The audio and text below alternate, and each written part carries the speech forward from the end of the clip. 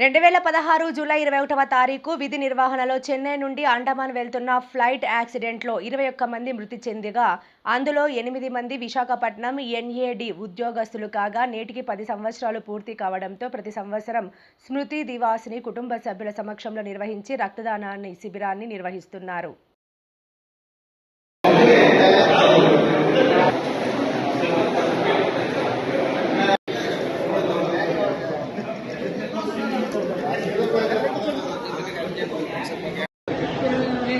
నెల 20వ తారీఖున బయలుదేరి ఇంటికాడ నుంచి వెళ్ళాను. 21వ తారీఖుని 10 గంటలకు రాత్రి 10 గంటలకు ఫోన్ చేసి అమ్మ నేను నడుస్తాను 11 గంటలకు ఆఫీస్కి వెళ్ళిపోయి ఫోన్ చేస్తాను. ఇంటి మధ్యన ఫోన్ అవ్వదు, నా కోసం చూడవద్దు, నేనే వెళ్ళి చేస్తానని చెప్పి చెయ్యలేదు. అది ఏమైందనేది మాకు తెలియదు. ఈ సంవత్సరానికి 10 సంవత్సరాలు పూర్తవుతుంది. ఈ 10 సంవత్సరాల బట్టి కంపెనీ నెంబర్లు అందరూ కలిపి వాళ్ళ కోసం బాధపడి జాబులు ఇప్పించి, పెన్షన్ ఇప్పించి, డబ్బులు ఇప్పించి ఇప్పుడు దాకా వాళ్ళ కోసం ఇంకా బాటలు పడుతుంది. వాళ్ళ కోసం అన్ని బాగానే చేస్తున్నారు. కానీ వాళ్ళు ఏమయ్యారనేది మాకు తెలియదు. ఇంకా వస్తారేమో, ఎక్కడైనా ఉన్నారేమో అని మా ఏదైనా అనుకున్నారు. వాళ్ళు మాతోటే మింగిలై ఉన్నారని జ్ఞాపకార్థంతో మా కార్మికులు అందరం కలిపి ఈ బ్లడ్ డొనేషన్ క్యాంప్ అనేది నిర్వహించడం జరుగుతుంది. నేటికి 10 సంవత్సరాలు అయింది. 10 సంవత్సరాల నుంచి కూడా కంటిన్యూగా ఎన్ఏడిసి యూనియన్, ఏఐడిఎఫ్ ఆధ్వర్యంలోని మిగతా కార్యక్రమ యూనిట్లు అందరూ కూడా వచ్చి ఈ కార్యక్రమాన్ని దిగ్విజయంగా చేయడం జరుగుతుంది. ఈ రక్తదానం ద్వారా చాలా మందిని మేము ప్రాణాలని ఎవరికైతే బ్లడ్ అవసరం ఉంటుందో వాళ్ళందరూ కూడా మీ సప్లై చేస్తూ వారి తాలూకు ప్రాణాలను కాపాడుకోవడం జరుగుతుంది. అదేవిధంగా మా యొక్క కార్యక్రమంలోని పనిచేస్తూ మాతో ఉన్న యూనియన్ వర్కర్స్ అలాగే యూనియన్స్ అందరూ కూడా వచ్చి ఈ కార్యక్రమం జయప్రదం పాటిస్తున్నారు. అలాగే కార్మికులతో పాటు వాళ్ళ కుటుంబాలు కూడా వచ్చి మాకు ఈ కార్యక్రమాన్ని సంఘీభావం తెలియజేస్తున్నారు. వాళ్ళ కుటుంబంలో కూడా ఒక్కొక్కరు కూడా వాళ్ళ ఉద్యోగాలు కానీ, ఎక్స్గ్రేషన్లు కానీ స్టేట్ గవర్నమెంట్ కూడా ఒక 5 లక్షల రూపాయలు అప్పుడు గణబాబు గారి ఆధ్వర్యంలో ఇవ్వడం జరిగింది.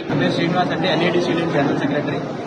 2016 సంవత్సరంలో విధి నిర్వహణలో భాగంగా చెన్నై నుంచి అండమాన్ వెళ్తున్న ఫ్లైట్ యాక్సిడెంట్ లో 28 మంది ఎంప్లాయీస్ మరణించడం జరిగింది. అందులో ఎన్ఏడికి సంబంధించిన వాళ్ళు 8 మంది.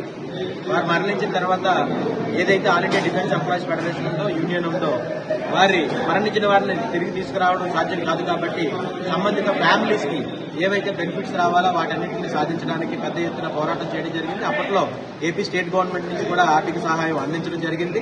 ఎవరైతే కుటుంబ సభ్యులు ఉన్నారో 8 మంది కుటుంబ సభ్యులకి ఉద్యోగాలు ఇప్పించడంలో ఎన్ఏడిసి యూనియన్ కానీ, ఏఐడిఎఫ్ కానీ అగ్రభాగాన్ని ఉంది. వాళ్ళందరి జ్ఞాపకార్థం ప్రతి సంవత్సరం ఎన్ఏడిసి యూనియన్ ఆధ్వర్యంలో బ్లడ్ డొనేషన్ క్యాంపు అనేక సామాజిక కార్యక్రమాలు చేపట్టడం జరుగుతుంది. బ్లడ్ డొనేషన్ కార్యక్రమాన్ని ఎందుకు తీసుకోవడం జరిగిందంటే, ఆ గతంలో అయితే అన్నదాన కార్యక్రమం అనేది చాలా గొప్పగా ఉండేదని మాట్లాడేవారు. ఇప్పుడు అన్ని దానాల కంటే రక్తదానం అనేది చాలా గొప్ప దానం. ఒక యూనిట్ రక్తం ఇవ్వడం వల్ల 8 మంది పబ్లిక్ ని కాపాడగలం అనేది ఉన్నది. కాబట్టి 2016 సంవత్సరం నుంచి ఈ రోజు వరకు 10వ వర్ధంతి సందర్భంగా ఈ రోజు రక్తదాన శిబిర కార్యక్రమాన్ని ఏర్పాటు చేయడం జరిగింది.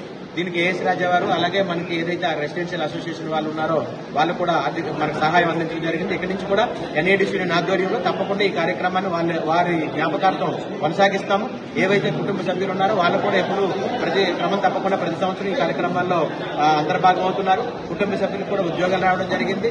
కాకపోతే యాక్సిడెంట్ జరిగిన తర్వాత ఆ ఫ్లైట్ అనేది ఇప్పటికీ ఎక్కడ ఉన్నది అనేది తెలియకుండా ఉన్నది. దాని మీద కొంచెం ఎంక్వైరీ జరిగిన తర్వాత ఏదైతే అవుట్పుట్ వచ్చిందో తెలియజేస్తే బాగుండేది అనేది మా అభిప్రాయం.